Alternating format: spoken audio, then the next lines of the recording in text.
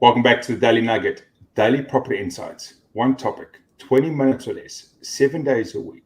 Myself, Lawrence Lotze, and joined by Andrew Armstrong, a mortgage specialist and a fellow property investor. And AJ, the question to you today is buying a first home or even an investment property and doing it with either family or friends is sort of a bit trending at the moment because we can't get into the market.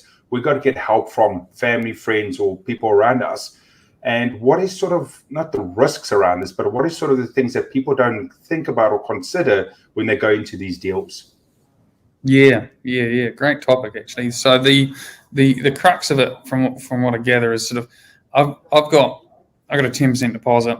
My brother or my friend have a 10% deposit.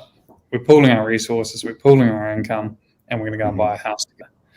And either as I guess an investment or an occupied, right? So really, I guess you both have to be tested for your own affordability. Can you all afford the loan?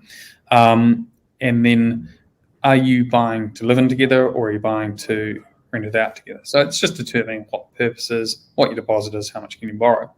I think the critical thing here that people need to understand and really think about is that, cool, let's say you get the approval, you've got the house on the contract.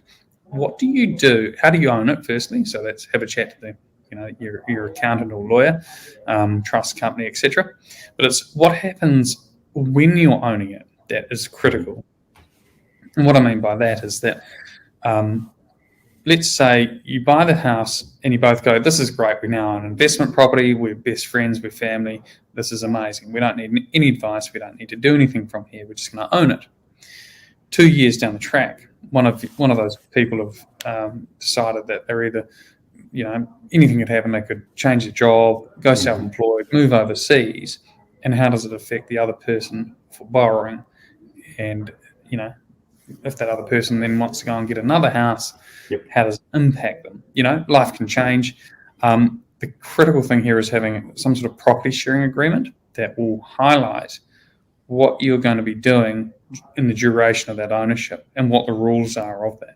Mm-hmm. So I guess an agreement, a sort of an example could be, we're going to have this house as it stands for, we'll just say it's new build property, for 5 years as an investment property. Mm-hmm. And then after 5 years, we're going to consider what we can do to sell it. In other words, so that we don't have to pay bright line tax. Yeah. That's one example. So you clearly define what can happen. So it could be one buys out the other, or you both sell. Mm-hmm. For an owner-occupied property, it might be a shorter period of time. It might be something like, we're going to live here for 2 years. And then again, one buys out the other, or you sell on the open market. But without those agreements up front, and without that clarity, you can run into some hot water, and nothing ruins a family or a friendship like a disagreement over money, right? So true. A question with us: do banks require some contract between the family members or the individuals, or do they just look at it as person A, person B, the lending and that financial involvement? They don't look at what is, if there's a contract behind them. No, not currently, really. They, obviously they assess the individual party's merits to be able to afford the loan should the other not be able to afford it. But there is nothing there that they would sort of stipulate currently that property sharing agreement is required. It's implied that they get legal advice in that process, and certainly when we're talking to our clients, that if there is any form of shared ownership, like you need to have something. You need to have that consideration, that conversation with your solicitor, your family, everyone in between, because it's it's just straight up dumb not to.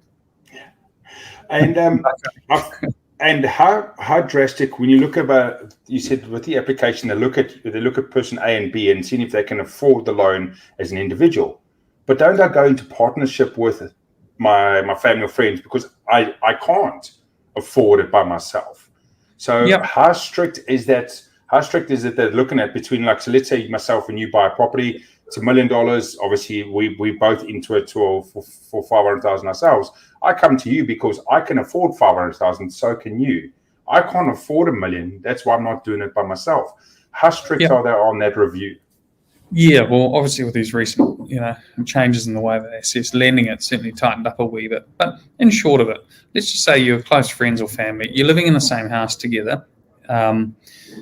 You've got sort of a lot of shared expenses there. You've also got a lot of individual expenses. So there should be an element there of consideration for that fact that you're both living under the same roof. If you're buying as an investment property, there's a little bit more consideration on. Sure, you've got your individual cost centres. So in other words, can you afford to live outside of the shed? But then they will look at what does the shared income and expense of that new investment property look like.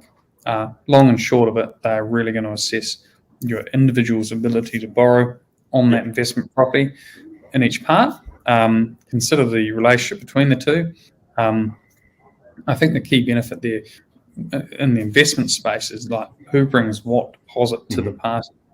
In other words, you might have 200,000 each, and you just want a small loan between you. Other areas for consideration if you are buying your first home. We touched on it the other day, but it's the Kangaroa First Home Partner scheme. And there's a lot of information online about that one. Oh, awesome. Thanks for that, Andrew. And as always, for anyone that's got any questions or queries about this, just drop it in the comment section below, depending on where you're listening or watching, and we'll get back to you on that. And as always, thanks for coming over to the Daily Nugget. Daily property insights, one topic, 20 minutes or less, 7 days a week.